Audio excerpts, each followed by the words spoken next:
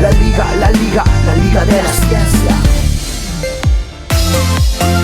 Nuevo bloque en la Liga de la Ciencia y el verano nos pone felices porque trae aires de renovación. Tenemos una nueva sección. Esta sección se llama Ciencia que busca fama. La idea es poner a conversar a un científico con un famoso. Puede ser un deportista, puede ser un actor, puede ser, spoiler alert, un cocinero. Y el científico que nos visita hoy es un gran amigo de la casa, lo queremos mucho, es un gran científico también, hay que decirlo, vamos a presentarlo con todas las letras. Él es nanotecnólogo. ¿Y de quién se trata, Andy? Se trata de alguien a quien ya extrañábamos porque hace tiempo que no viene, así que lo recibimos con enorme alegría. Galo Soler Ilia. ¡Galo! Galo, ¿cómo va? ¿Todo bien? Qué placer tenerte, por favor. Aparte, no, qué loco. El juego de las camisas. Bien de verano. Parece igual planeado. De Galo no me extraña, no me sorprende. No esperaba menos. Bueno, Galo, ¿sabes este tema de protocolo? Nos vamos a ir a sentar un poquito allá porque ahora viene otro invitado que se va a ir para acá. Nosotros nos distanciamos un poquito. Vamos. Y vamos a charlar. Primero, contanos un poco, Galo, ¿cómo fue tu trabajo en pandemia? ¿Cómo te adaptaste? Bueno, la academia no descansa en pandemia. No descansa. Trabajamos... Claro. Hoy estábamos haciendo justamente una reunión en la Universidad de San Martín con muchos de los colegas y todo se hizo una votación, se hizo una encuesta a ver cuánto habíamos trabajado, si más, menos o igual. Las 20 personas que estamos, 20-0 ganó. Una votación, más. Trabajamos más. Sí, mucho más duro. Sí. ¿Y mucho más desde la casa o tenés muchas cosas en laboratorio que requieren de la presencia? Bueno, no trabajamos mucho en laboratorio ni en aulas, pero trabajamos mucho en aulas virtuales, trabajamos mucho preparando trabajos. Y tuvimos que ser muy cuidadosos con laboratorio porque no pudimos ir durante mucho tiempo.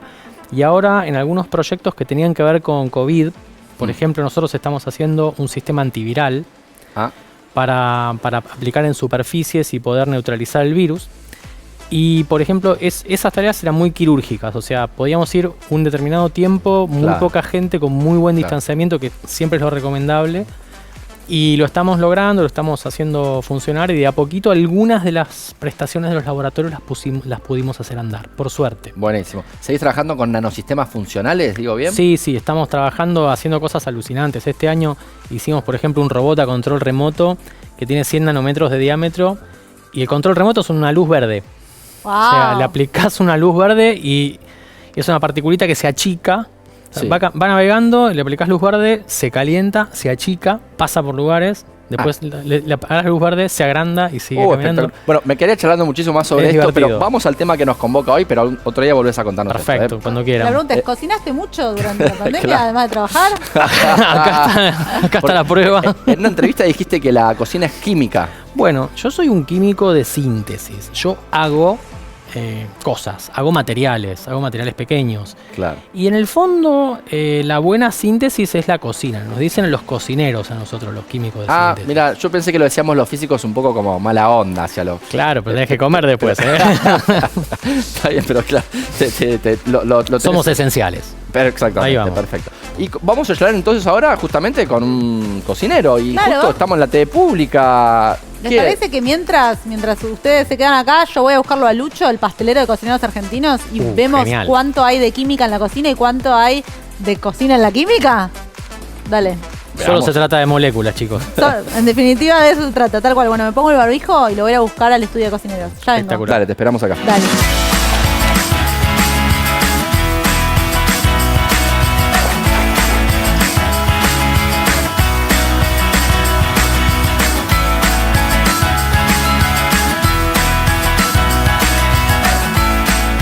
En la pastelería hay mucho de química, ¿no es cierto? La pastelería no es que hay mucho químico, la pastelería es química, es alquimia.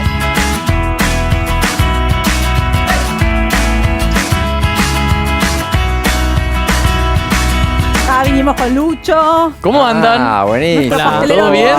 ¿Todo bien? Muy bien, muy bien. Contento. Bueno, gracias por venir. Ilusionado. Galo, Lucho, Galo. ¿Cómo estás, Galo? Muy bien, muy bien. Un placer conocerte en persona. Y después de ver estas obras de arte, mejor. Muchas gracias, muchas gracias. Mira, Galo, me acaba de decir que la pastelería es química. Así que así me dijo. Y viceversa. ¿Y viceversa? Y viceversa, Sí, ¿no? claro.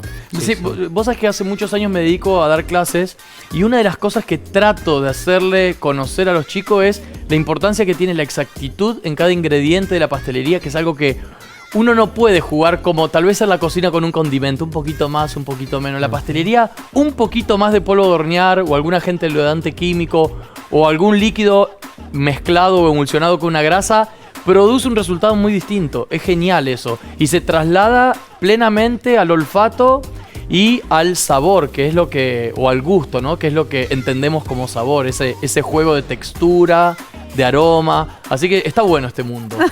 Me divierte. Es que es muy interesante, ¿no? Todo este tema de lo que vos contabas, Lucho, de tener una miríada de distintos componentes.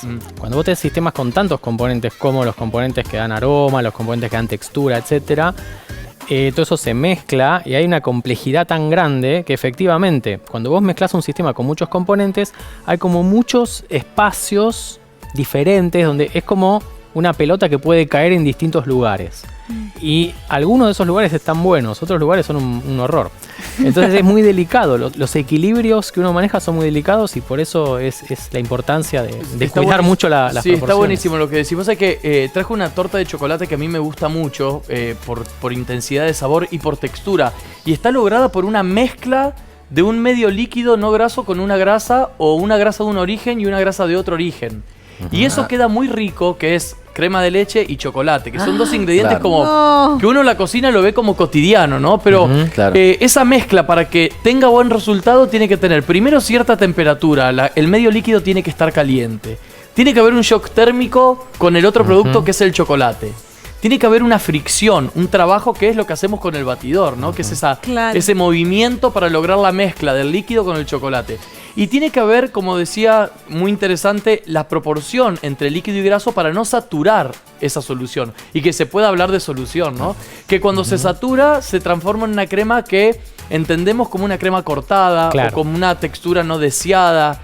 Y eso es porque tal vez hay mucha grasa, o tal vez falta movimiento, falta ese trabajo de fricción. Entonces, creo que en el estar cocinando es hacer química, ¿no? El paso a paso es como, hay que respetarlo tanto como me imagino en un laboratorio hay que respetar las cosas. Claro, nosotros en la química, generalmente, yo soy químico de síntesis, o sea, químico cocinero, como le contaba a Andy.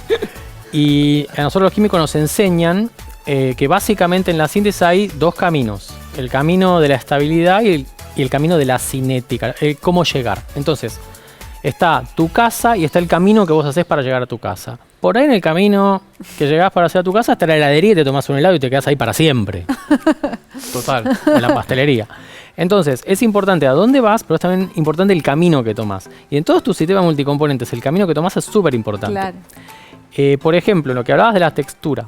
Cuando vos unís diferentes moléculas, puede ocurrir que la estabilidad, la casa esté por un lado, pero sin embargo vos agitando, mezclándolas en determinado orden, poniéndoles un tercer elemento, lográs que el camino diverja y te llegue a algo que es único. Y esa es la magia de la cocina. Está buenísimo porque cuando te escucho pienso en recetas o en técnicas o en paso a paso y el agregar algo más, por ejemplo, esa mezcla de líquido y de chocolate, podemos reemplazar no crema, sino trabajar como por ejemplo un jugo de fruta o una pulpa de fruta donde es un medio líquido sin grasas, donde entran fibras en juego. El pH ya debe cambiar. Cambia todo. Cambia la graduación Brix, la concentración de azúcar de ese producto. Y al mezclarlo con el chocolate va a dar cierta textura, pero no voy a lograr la cremosidad que logré si la hacía con crema de leche y chocolate. Y ahí entra otro ingrediente que es manteca.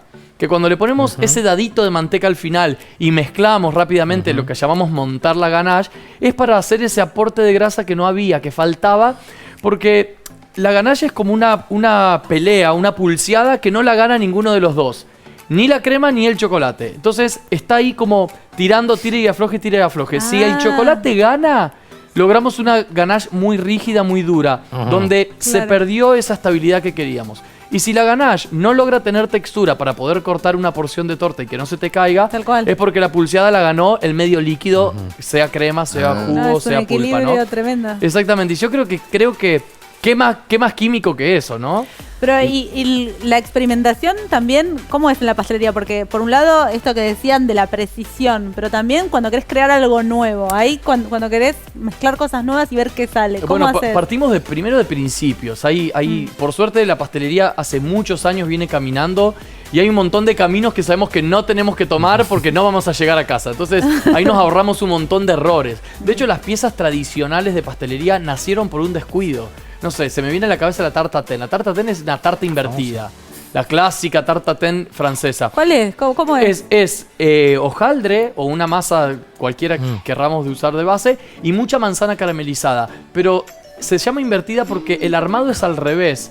Porque primero se pone la manzana en el recipiente y luego se pone la masa. Se lleva al horno y se da vuelta. Y eso surgió por un olvido, porque pusieron la manzana en el molde y dijeron, che, nos olvidamos la masa. Entonces, ¿qué hacemos? Bueno, pongámosle la masa arriba a ver qué sale. Bueno, la pastelería mucho sucedió por prueba y error, por olvidos, por descuidos.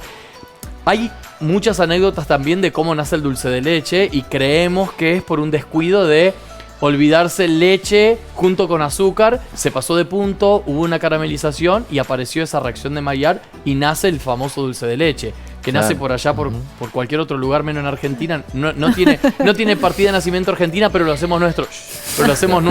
No, somos los mejores haciendo dulce de leche, eso seguro.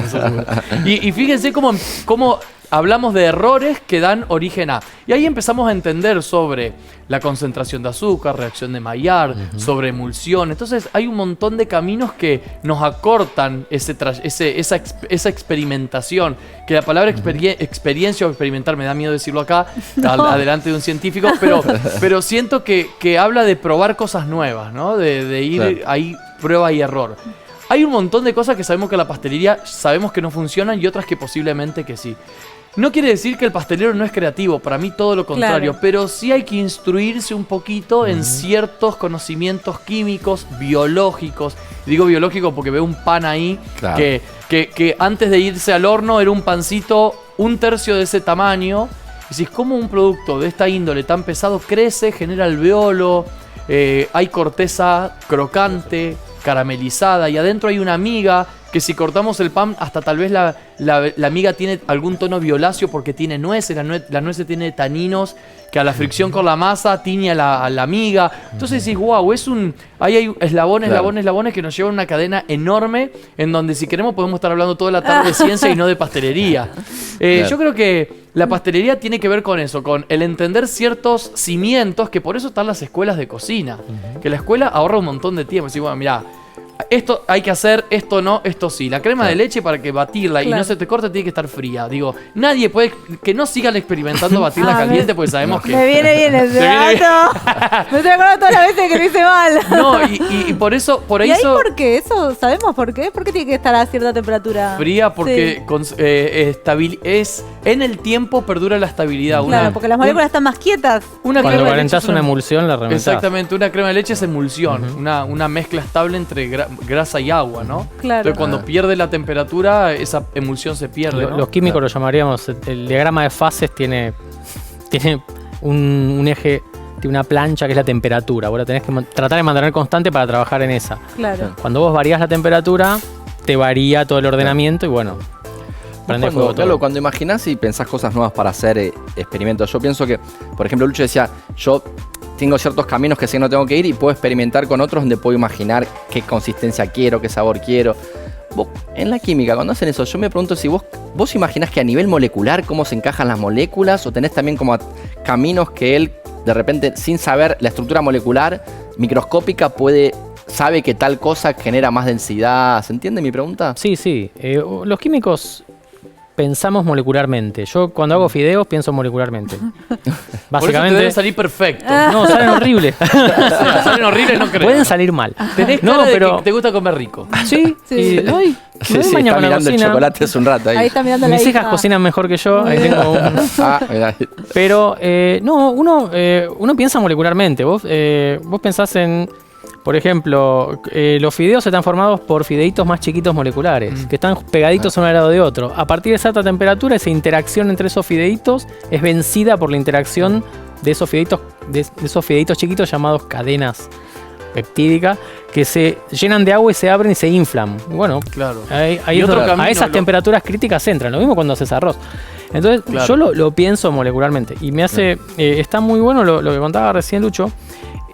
Muchos de los aspectos que vos contás se pueden medir muy bien.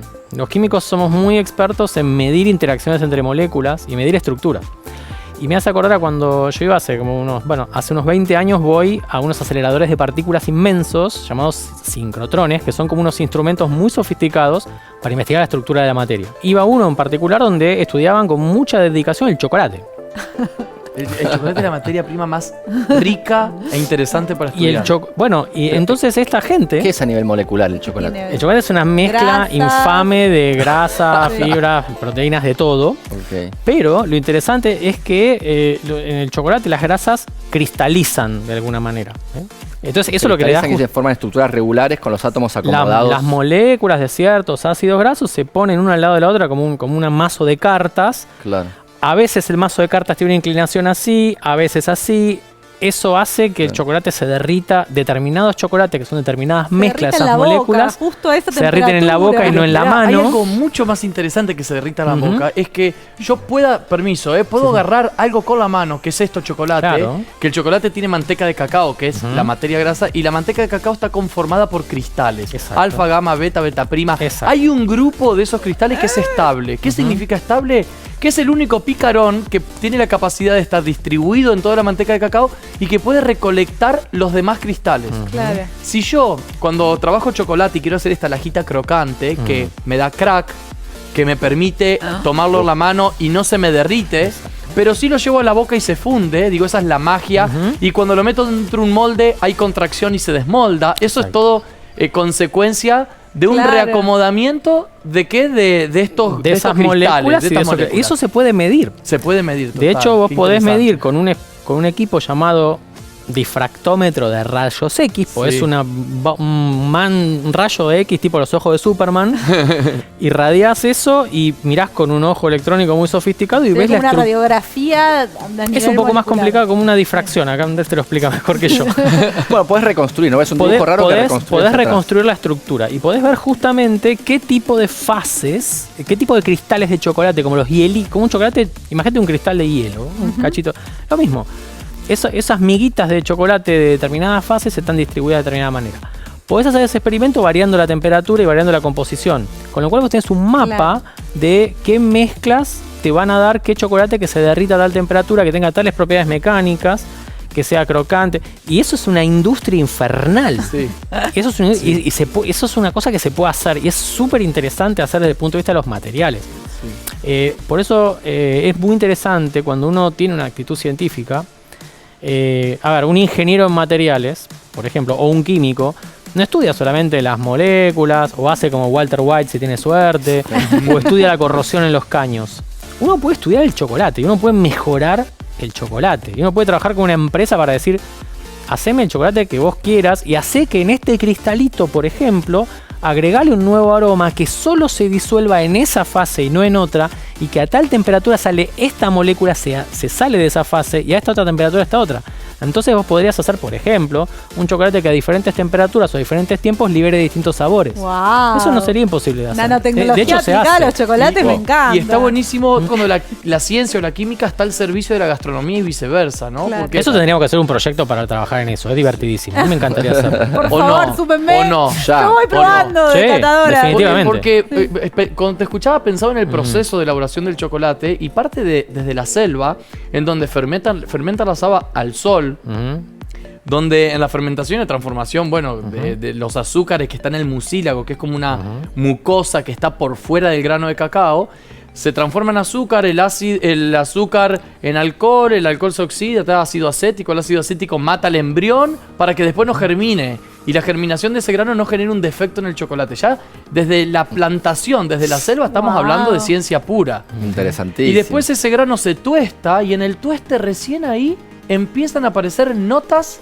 que me llevan a la nota del chocolate. Que si yo una plantación, abro una mazorca de cacao, la huelo, me va a llevar a cualquier olor menos al chocolate. Claro. Entonces ahí el tostado aparecen y desprenden los clásicos sabores. Qué bárbaro. Yo estoy acá, me siento con un partido de tenis, porque lo miro a él, uno mejor que el otro. Tengo que cortar, pero acá ya se armaste un emprendimiento, ya hay proyectos nuevos. Me encantó. Ha sido un éxito este primer...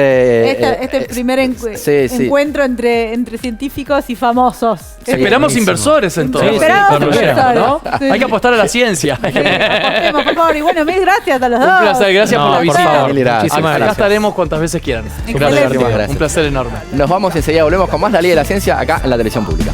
Espera, la liga de la ciencia. Hay un portal, hay un sitio, hay un canal donde el conocimiento toma la palabra. Todo Ciencia. Todociencia.com.ar. Mucho más que noticias científicas. Es nano, es mega, la liga de la ciencia es alfa.